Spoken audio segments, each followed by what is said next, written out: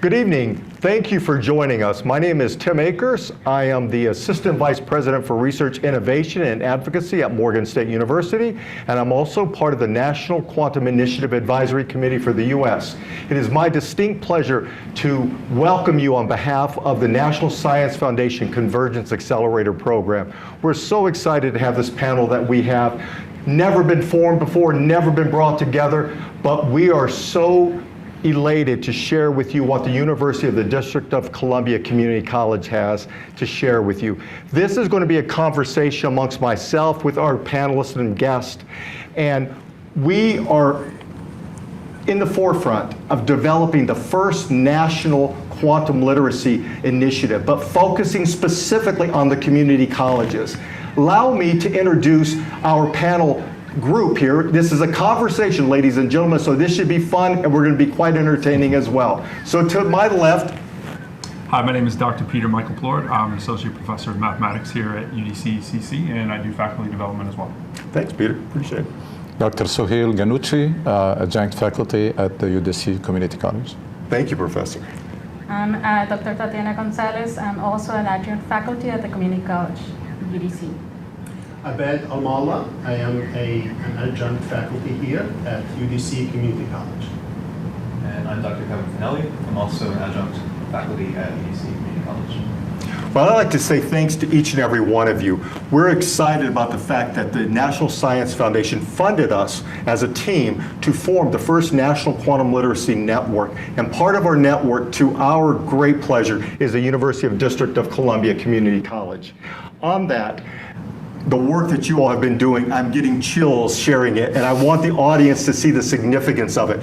You are creating the first associate's degree in quantum literacy for the United States. That's never been done before.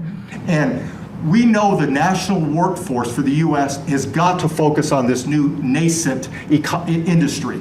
In that, everybody thinks of physics and thinks of mathematics. They think, I can't get into that because I'm not a physicist or I'm not a mathematician.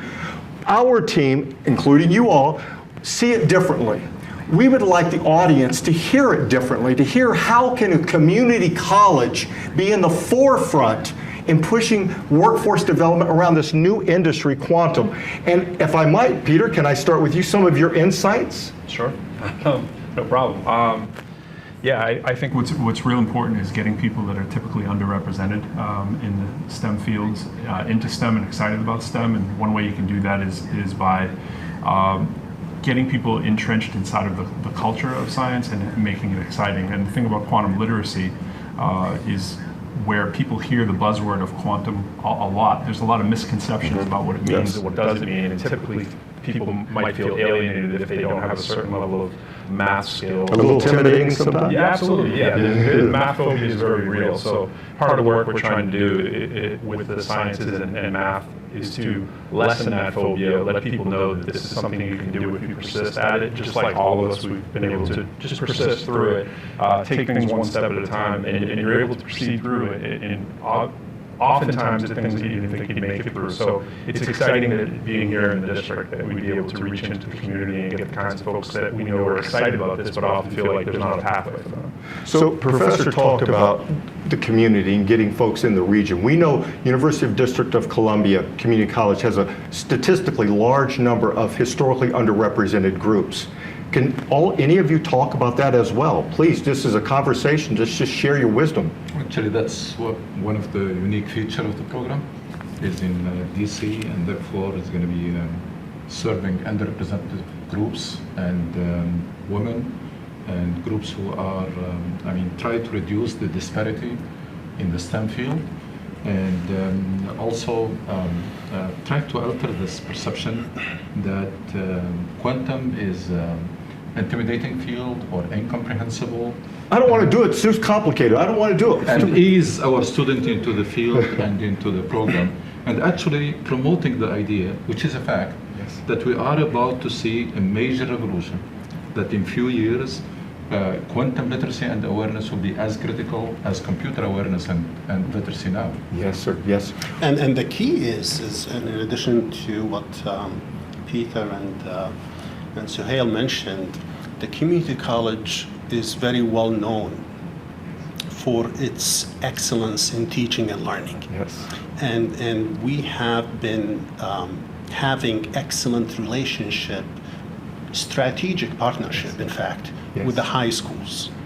Oh, And in that, we can promote quantum. like a pipeline, Professor? Exactly, starting at the grassroots. Yes. And exciting those young female and males from all racial groups. Yes, sir. People of color, underrepresented population, to get them to know what quantum is, what quantum does, and what is the future for quantum. See, this is what's exciting to me. This is truly why our team collectively see this, because I'm wanting you all to answer right there. And Professor, Dr. Gonzalez, we had a conversation in your background in mathematics, physics, and quite a few other back areas.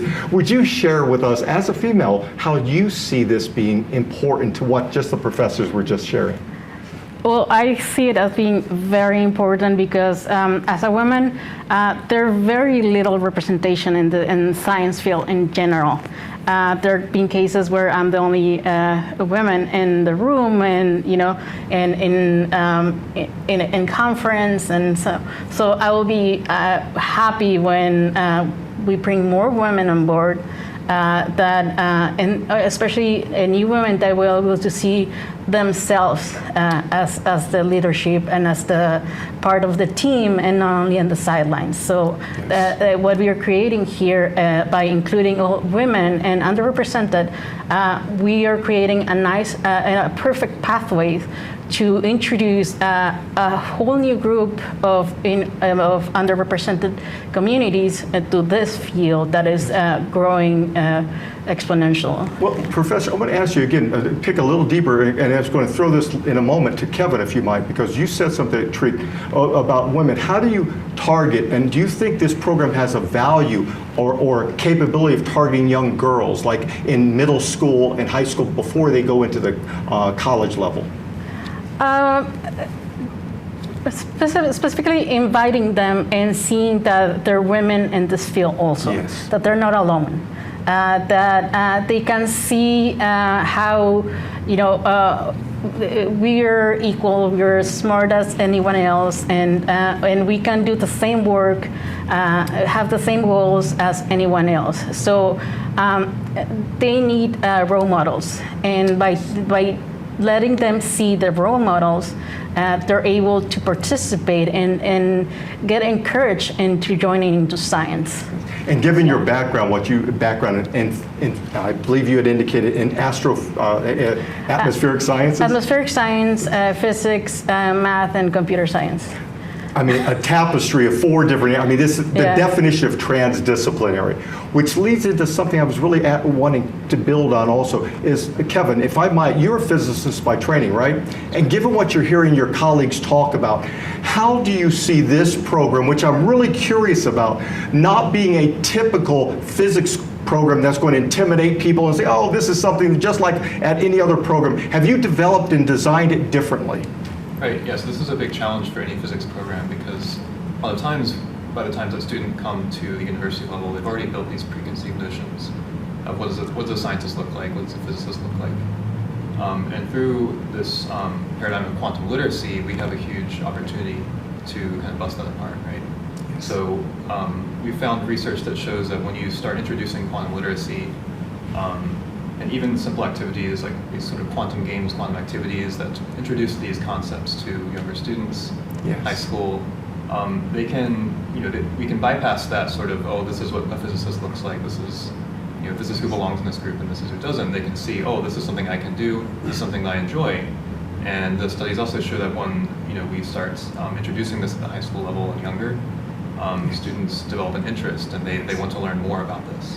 And if I may add, oh, please, because Kevin brought an excellent point here, and that is, we mentioned teaching, we mentioned the underrepresented groups, but we have tons of resources, lots of applications, lots of tools that we can show those students, young or older, that this can be applied in real life cases, in real life situations, things that they see every single day. in optimum transportation, you know what I mean, in generating codes to solve problems in seconds that takes years to do in computers, regular computers, or even supercomputers. Like breaking the Human Protein Project, genome. It is, and even storing information. Yes. I mean, this is, you know what I mean, as Suhail mentioned, this is a revolution in science, in technology, in so many fields.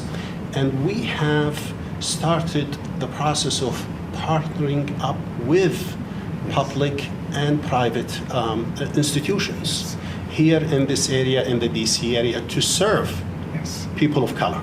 And to make sure that, again, we do the teaching, we do the learning, but the resources, making sure that we have all the resources that the students needs to see that what we put in the curricula is what they see in the classroom, and once they hit the road running. Like applications. Absolutely. This is Applications. key. And see here, when I heard visualizations and applications and gender issues, and I also know we'll get to this, Peter, I want to pick your brain a little bit. You're a rapper too, and trying to draw in others. But Sahil, you were mentioning something about the sciences. How did you all, when you all were working together, I'm really curious. I mean, you all couldn't have been in exact accord. You were discussing, debating, arguing maybe, laughing. How did you all come together, if you have any insight into that? We got invitation. We got invitation, but the excitement level on the first day when the leadership, the university, community college leadership, the dean, the chairwoman approached us. All of us, we were like, yes, we are up to this task. We are so very excited because we see huge value in this for everybody. Professor, when you said, this is important, you said this is really important. When you said the dean, Dr. Marilyn Hamilton is the dean of the University of District Columbia Community College. Having her endorsement and support of this really was everything, because the community colleges are the future workforce. And I think if we avoid that, we're making a mistake. That's why embracing the community colleges are pivotal. And what are your thoughts, Peter? Because I want to kind of, you also are a rapper, as I understand it too. Yeah. And do you see any value on bringing in a different medium into this? Yeah, absolutely. That's where I was starting to go to. Just in the first question, I'm saving it. I've got it out for you. Yeah, I think the A part of STEAM, the AV and the arts, is a great way to actually reach some of those students that I was talking about earlier. And it doesn't have to be hip hop culture, but hip hop culture is a fantastic way to get people interesting. When we talk about meeting students where they're at, a lot of times that doesn't really have a tight definition, and sometimes that means meeting them where their culture is at, So you don't have to be an expert in hip hop, you don't have to be rapping in the class and, DJing and all that kind of stuff, though it helps. You can have students compete maybe through rap battles and those kind of creative things when faculty are into that. But the important thing is finding out what the culture of the student is, what they're bringing to the table already, what are their interests, instead of coming in with preconceived notions that this is going to be something that excites you. But what we also do, all of us here, especially under Kevin's leadership, we review a lot of articles, peer-reviewed articles. We're constantly monitoring anything for quantum since day one started. And what we do is we look for entry points, and we also look at what's cutting edge right now in terms of the field. But I think it's super important to think about, if you're allowing a student to bring to the table their own interests, their own culture, and you're open to it, if you're willing to do multimodal kind of projects instead of just standard written kind of test, and use what's exciting about quantum, you can bring in students. If we say with comic book culture and nerd culture has a lot to do with the culture of hip hop culture, there's a lot of overlap and intertwining. We do that in my case. And I talk about this all the time. If you were to look at Barry Allen and Flash, literally he's dealing with quantum science all the time. If you're to look at Ant-Man, the next Ant-Man coming out has quantum in the title. And so the students and young people already have the words and some of the vocabulary floating around, but they may be lacking a little bit of the meat behind it. And so that's what this can do, and just pull and draw on their excitement already. This is important. When you said the language, yes, sir. I want to build on what Peter said.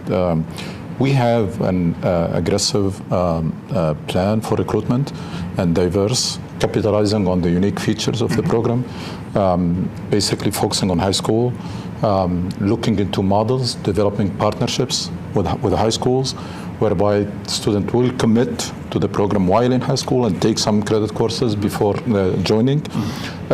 Also, we probably contemplating working with counselors, teachers of physics, math, computer science in high school, offer them like training to increase their awareness and quantum awareness of the awareness of the field and of the program, and also maybe offering summer programs. So a number of things, reaching out to the workforce in case of training. And the fact that we are in DC, it's a major advantage. And the fact that it's one of the pioneer program, it's also major. Well, that's actually, everybody, why I wore my tie? Flags, we're the nation's capital, Washington, D.C., so what matter? You're hitting the nail on the head, and I was going to ask, which leads into Kevin. Kevin, when you all came together, how did you create this interdisciplinary? What was your thoughts? Because we know how traditional STEM can turn students off, unfortunately, in areas. I am somebody who also had a major challenge in schools until I found the right professors that literally worked with me and mentored me and got me to involved in fields that I never thought I could get involved in. Do you have any insights to build on what's being said here? I mean, the main thing here is just bringing together really talented people. I mean, we have a group who not only are well-versed in their respective STEM expertise, but also really passionate about teaching here and bring a lot of experience teaching in the community college and in other settings. And so through that, we were able to kind of bring ourselves up to speed on the particular intricacies of how quantum education works, and bring the group's experience into that. And I think that's really shown in the program that we're developing. So on your, any of you can answer this, on your curriculum that you're working through, or what we're also building and what we hope in this phase 2 to be a micro-credential certification program. So what is your, or how does your curriculum differ that would envelop or bring together students to have that passion, that excitement to want to learn? I just can mention a couple of things. We're trying to make it more hands-on, practical, and also we want to prepare our students to be trainable if they join the quantum industry, or to continue for a 4-year degree. And also, one thing that we are seriously contemplating is to offer 1 or 2 semester courses for like quantum for everybody, and then offer it for all UDC students, so that a non-major can embrace it. We become like one of the leading institutions whose graduates have that quantum literacy and awareness, regardless of their major. Well, I'm going to go this back to Professor. Atmospheric science, your background, in physics, math, you have all these backgrounds. How do you then bring in somebody, if I'm studying sociology or psychology within UDC's community college here. Myself, I was studying criminology. That's what I studied, criminal justice criminology originally. So how would you see, Professor, how did you see different disciplines that may embrace quantum literacy? Well, we're designing this program to be for everyone, and we are not requiring them to have a strong math background, because that scares students away. So we're going to teach the math that they're specifically going to need to succeed in the field. So that's why everything that they're going to learn in the program is going to be tools that they're going to directly apply to the field, and not just taking curriculums just with no endpoint. Yeah. So let me ask you a question that any of you can answer, but please, sir, is we're at a point now to where it doesn't have to be an 18-year-old necessarily getting this quantum literacy training, maybe somebody working in the intelligence community in the DC area, and they could in theory sign up to your classes and get a foundational. How does your curriculum embrace older learners also? Right. So, I mean, as you said before, now we've been talking about sort of bringing in younger students, but another challenge is sort of updating our existing workforce expertise. Like Dr. Ganucci just said, like in a few years, being quantum illiterate will be sort of like being computer illiterate was, maybe, today actually.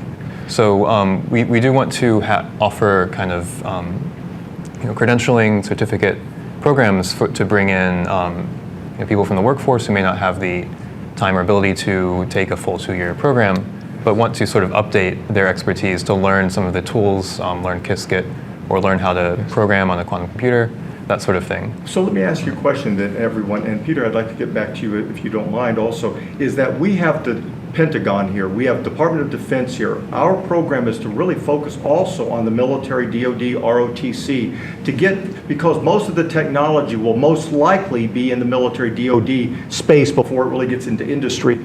So how do you see, Peter, yourself, how do you see what was just being described in the curriculum? Because you're going to probably have older students that may get involved. What insight do you may have?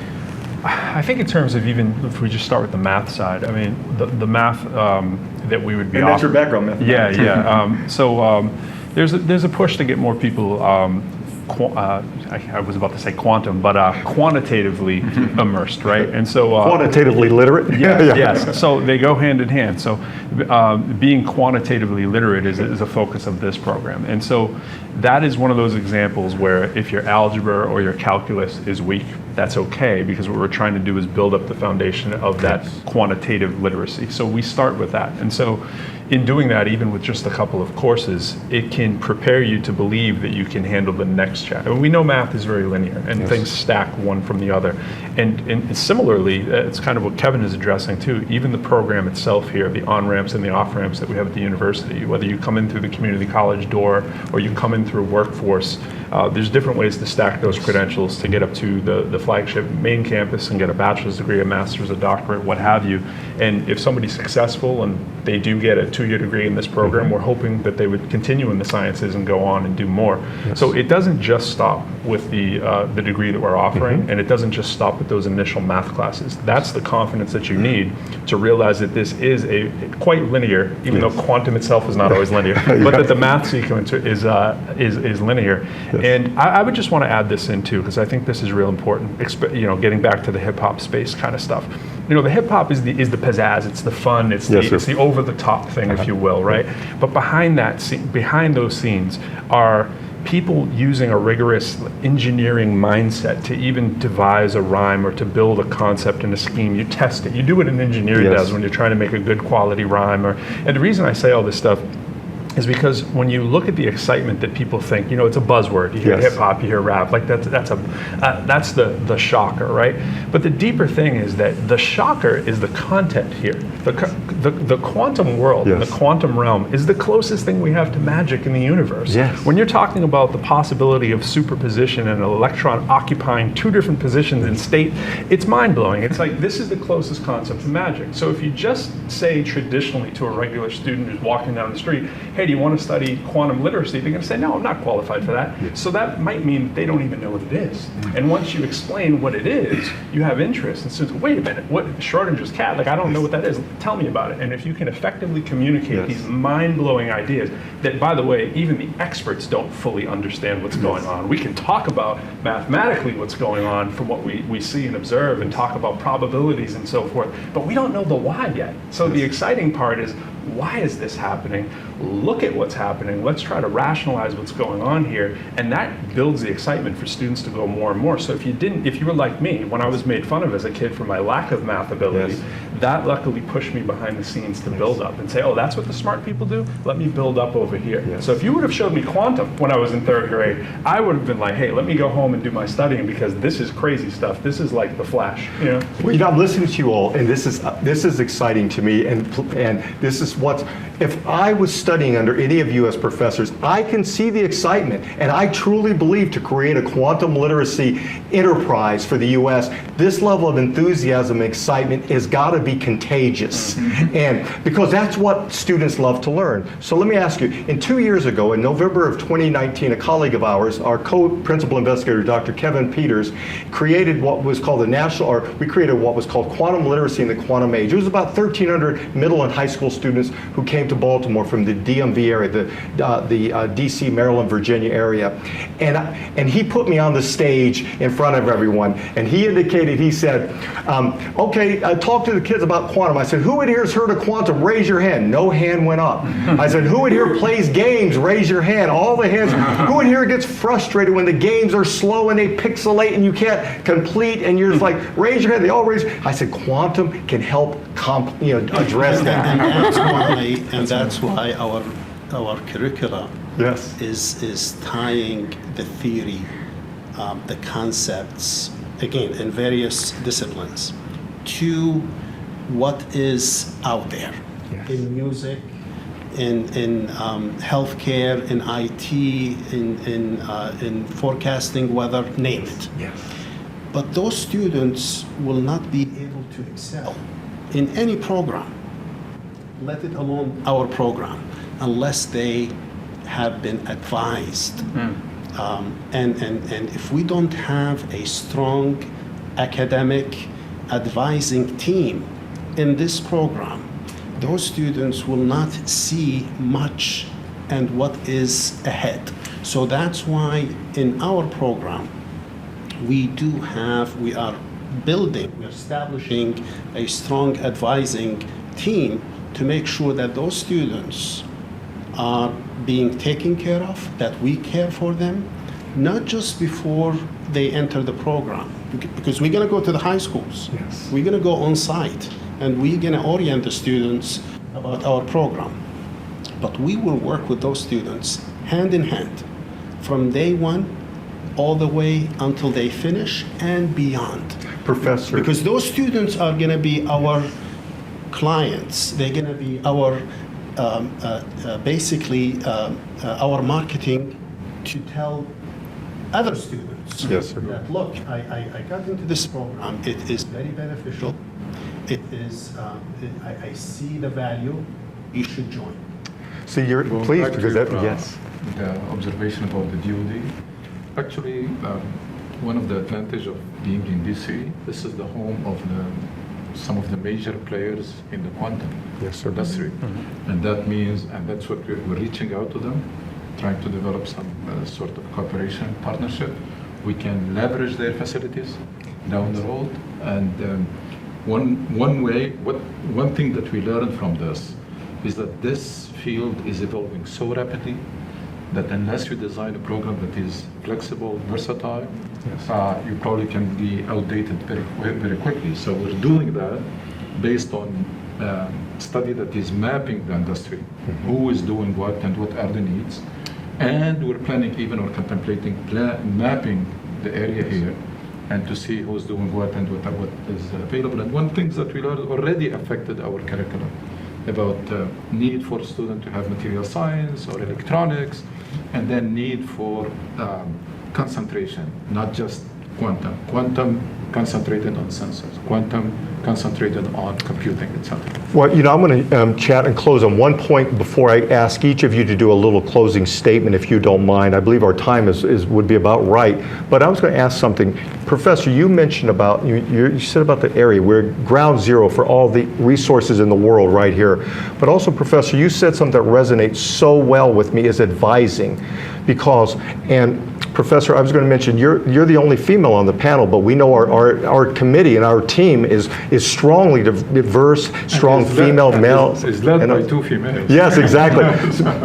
So I don't mean to turn to you also, but the hope is, how do we make sure we embrace this level of excitement and enthusiasm tied into all the different training that you have, Professor, also? Because advisors, if they put you to sleep like this, it's like, it's like, I don't want that advisor, but if you got an advisor with excitement, how do you approach it?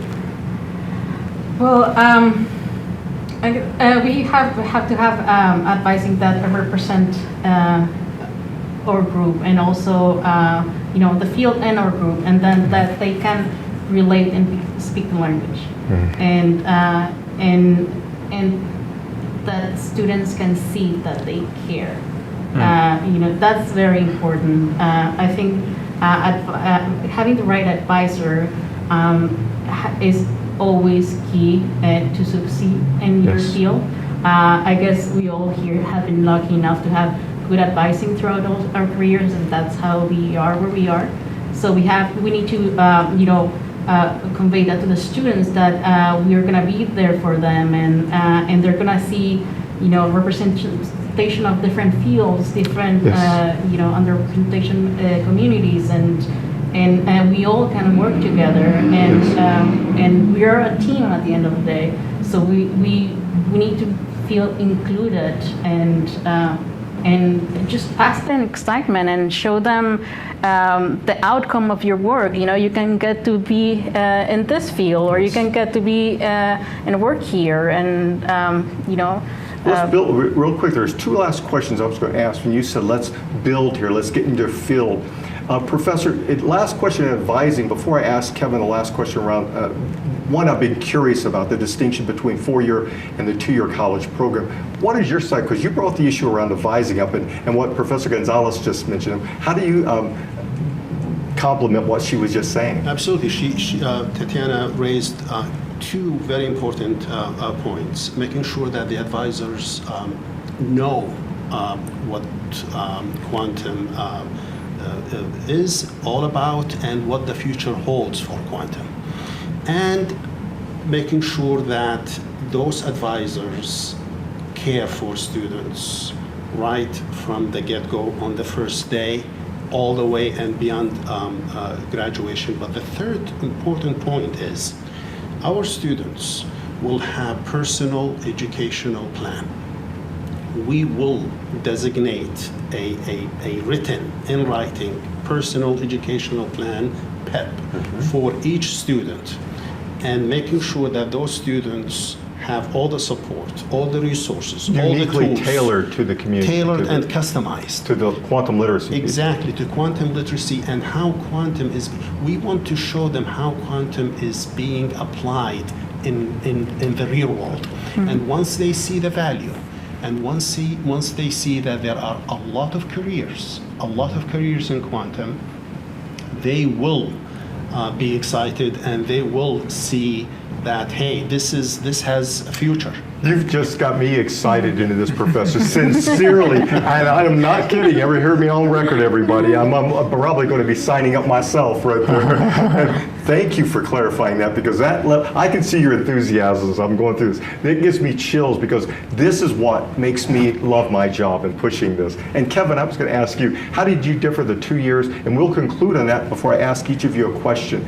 On the 2-year versus a 4-year, how do you differ from somebody who wants to go into physics and study quantum at a 4-year program versus a community college here?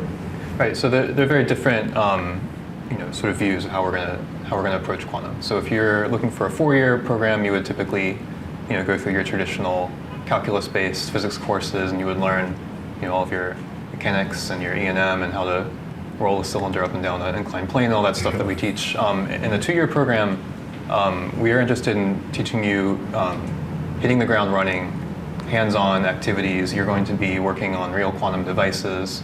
You're going to be learning to program, in quantum programming languages. You'll be looking at actually building a portfolio, having your GitHub ready so you can show a company, this is what I can actually do.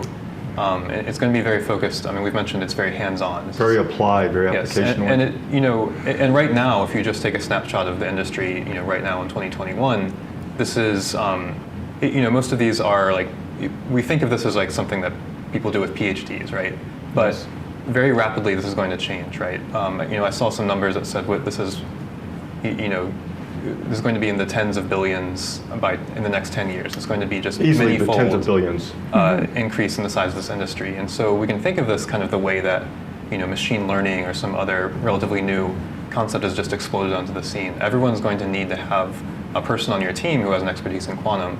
And so we think that this 2-year degree will help really disseminate this knowledge and get a lot of experts out into the field, which is really what we need if it's going to grow the way we think it will. So I could not have said it or even thought of it any better than that. That will be basically, I couldn't ask you even to go above that. So thank you for that point. But I'm going to ask you, Professor, as we go down the line to conclude here, what any concluding comments do you have?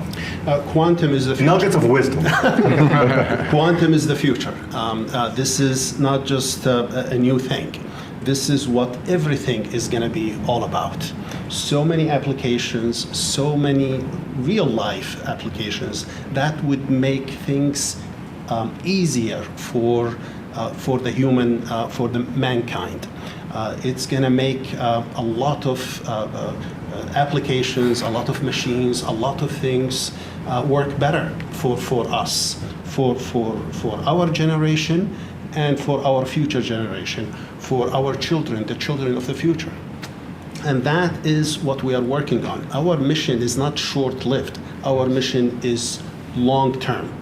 We care and we want the best for our students, for our people, and not just in the States. This is global. Global. This is Absolutely. global. So the quantity is the future to make things work better in so many disciplines. We want our students to get on board. They got all our support. They got our commitment, and we will care for them from the day they start until the day they graduate. You instill confidence in me as I listen to you because of your passion and your intellect. It makes me, and your commitment. I wish I had professors like you. I had some, but I wish I had more. So thank you very much. Professor, what nuggets of wisdom do you have? Well, I think this field, and from all this research we've done, this field is growing exponential. And every year, the field's going to require more and more people, more diverse, and this program will prepare them in 2 years to be able to, hit the ground running and have hands-on experience. And people need to realize that quantum is not as intimidating as it sounds. It's something that we all can learn, and it depends on how we learn it. And but it's accessible to everyone. It's not just a concept that out there that no one can touch. We all can learn, and it's accessible to everyone. You convinced me so much, as on record, for those that I attended community colleges. They saved my life on record. I mean, I owe so much to my community college professors and teachers because they allowed me. I'm listening to you, Professor. Because we teach very well, too. Yes, you will. Well, you convinced me, allowed me to continue. So thank you. And Professor, thank you very much. You really instilled confidence, and you take the intimidation out of it. It makes people feel like we can learn it. Thank you for your comments. Nuggets of wisdom, Professor. I mean, again, the word quantum revolution is being used more and more commonly in literature. Very excited to be part of this team, very talented team, who are passionate about teaching and passionate about this field and being pioneer in this field, and especially the purposes that we're trying to achieve, whether it is preparing students with quantum literacy and awareness, whether it's student in our program or student in general, instilling this quantum literacy and awareness in the workforce, reducing the disparity for underrepresented groups. Yes. and women. I mean, these are really very noble and very exciting objectives, goals, and we're hoping this will put the UDC in a completely different level on the map. Well, Professor, you said two things that really triggered everything. The thing that really is, we're in a second revolution in focusing on this. And you said disparities. Our team came up with what we call hyper disparities because we've seen disparities exceeding everything. So thank you for addressing that. That's what we're addressing, and thanks to you all, I think it's allowing us to close this gap. Truly close the gap is addressing these disparities. Thank you very much, Professor. And last but certainly not least, I'd like to ask Peter if you won't mind sharing your nuggets of wisdom. Oh, they took them all. Or rhythms of wisdom. Yeah, absolutely. I would build right off that. I mean, in my own personal case, for my research, I titled my dissertation, Increasing STEM Degree Attainment for Underrepresented Populations. And this is how you do it. You do it with an exciting program that is inclusive. When you're talking about diversity, that can sound like a buzzword. It's say, oh, a company wants diversity, and some people aren't even thinking about the why they want diversity if they're not committed to it. And the thing is, especially in a population like DC, we know that our population will be diverse, and the way that it's important is that you have to have diverse ideas, diverse people from different backgrounds who have different issues that face them in their community, or the problem doesn't get solved. Yes, right? sir. We know what the spark of ingenuity is, right? It's the necessity, right? Yes, sir. So the slogan of, it's almost a double entendre, you can say, with quantum, the possibilities are endless, right? Yes, I mean, exactly. that has a lot of layered meaning to Exactly. it, right? But it's so true. And only if you're willing to come into this quantum realm and see what the opportunities potentially are, would it even begin to spark your imagination in something that, as I said prior, is the closest thing to magic we have. So bringing in diverse ideas with diverse needs is the real reason we say diversity. It's not just for a buzzword, it's because people need to address problems that are going on all over in our country and beyond, and locally in the communities. And this is how you do it. An exciting program that people will realize I can come in, I can become quantum literate, and if I want to backfill later and go build up that science and that math to go get a quantum mechanics kind of degree or a degree in physics, what have you, this is the kind of spark that it will take, and it's the impetus to drive someone towards that later degree. Even in fact, in students who are pursuing medical degrees, they tell them, go ahead and get a degree in science, Yep. and then come back to us and pursue a degree in medicine. Yes. So we can do the same thing. Well, hearing all of this, and I loved when you also said, that's right, it doesn't mean you can, they feed on one another for Absolutely. opportunity. When you said it's the closest things to magic, I agree, and there's so many scholars out there who talk about the beauty of it, the magic of it. There's a great book called Math and the Mona Lisa, how art and mathematics comes together. And so when it gave me chills when you said it's the closest thing, because right now we're existing in a world, ladies and gentlemen, of what we call quantum literacy in the quantum age. I'm going to conclude this wonderful conversation we had with our colleagues at the University of District of Columbia Community Colleges.